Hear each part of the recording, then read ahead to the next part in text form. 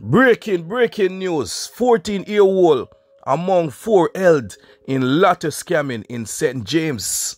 A 14-year-old boy was among 4 people arrested during an operation carried out by lottery scamming task force in Montego Bay, St. James on Tuesday, ladies and gentlemen. The police them swooped down on these criminals. They have to make a statement. If I know BaggaThingz TV, it don't make sense. A BaggaThingz TV, I run things all the time. BaggaThingz TV Media. 4 people are in custody, viewers and subscribers. Reports are that members of the lottery task force, accompanied by 7 personnel from Area 1 OST, carried out a series of raids in the gated community of West Village area, which emanated from BPO investigations. According to the paper right now, ladies and gentlemen, 4 males aged 14, 19, and 21 were arrested and charged with possession of identification information. So they have the victim's information, social security number, address, and all these things from overseas. The victims. So the police them now held on to those information, arrest these criminals, and they are now in custody. This is what causing the guns and the problem. That's what's going on in Jamaica right now. Scamming is live and well right now. I can't believe in Jamaica. With all these arrests that the police have made over the period of time, a lot of people get taken into custody. Uncle Sam swooped down on Jamaican criminals. A lot of them get extradited to the foreign countries. However, irrespective of that, people still decide say scamming must continue. You see me I say? And because of that, Jamaica gonna have to step up these operations regularly, because it is yielding success. Because when they take these 4 people, including a 14-year-old boy, that little boy started out very early. He's a future scammist, because a child like that seeing everything, seeing everything, and they're gonna emulate now all these criminals that they're among. You understand? So it's a right move the police are gonna make right now. The law enforcers are making the right move, and I want them to continue, because all these scammers are no good for Jamaica.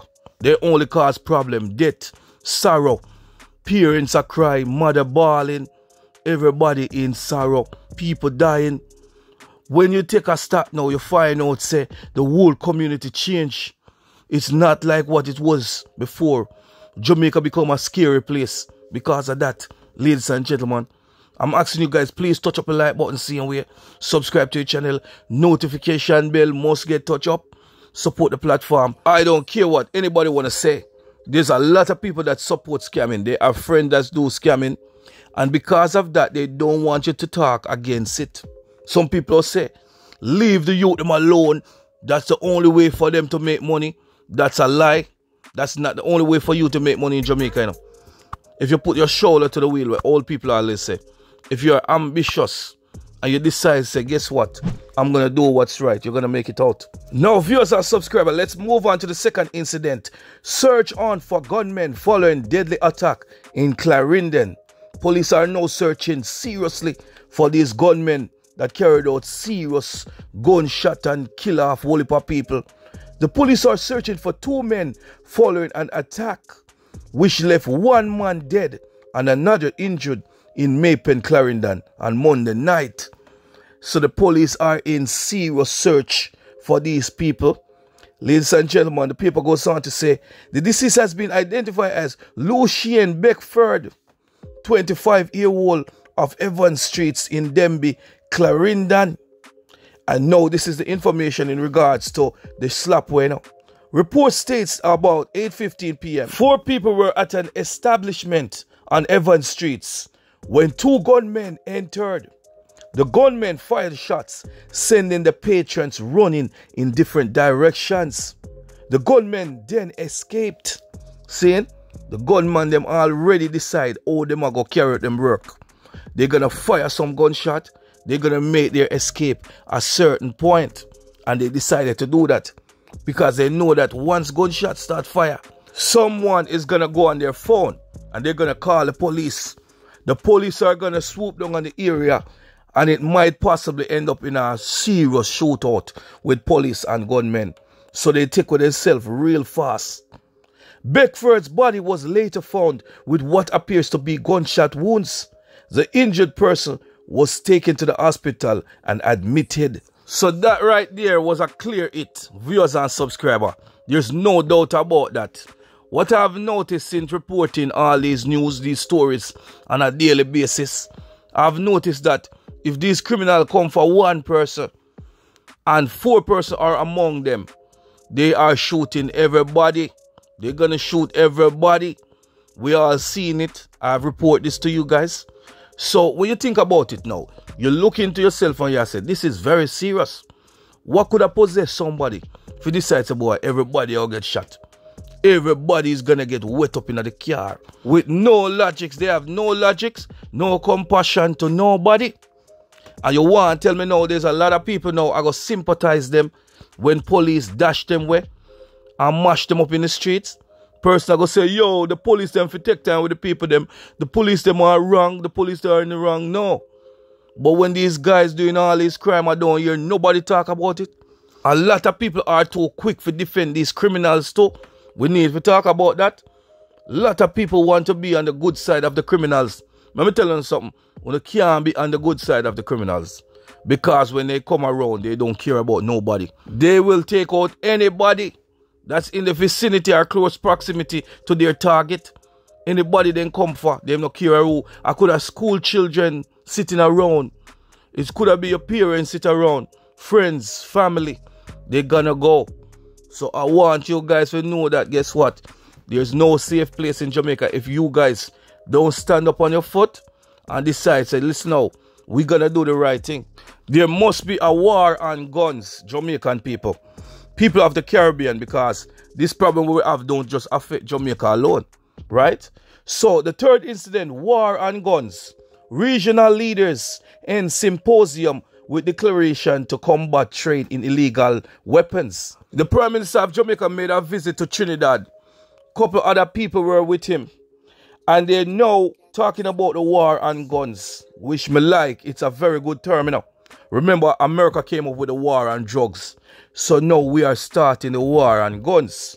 Port of Spain, Trinidad, Caribbean communities, CARICOM leaders ended a 2-day regional symposium on violence as a public health issue, declaring a war on guns to combat the illegal trade, which they said provides the weapons that contribute significantly to crime and violence in our region. Yes, this is so good. We have to start the war on guns because America solved a lot of problems, you know, by carrying out the war on drugs. There was a very serious drug problem in America, right? Where people distributing drugs from state to state, and there were a lot of drug kingpins. There were a lot of drug run-ins. And America came up, I think it was Reagan, President Reagan, came up with the war on drugs.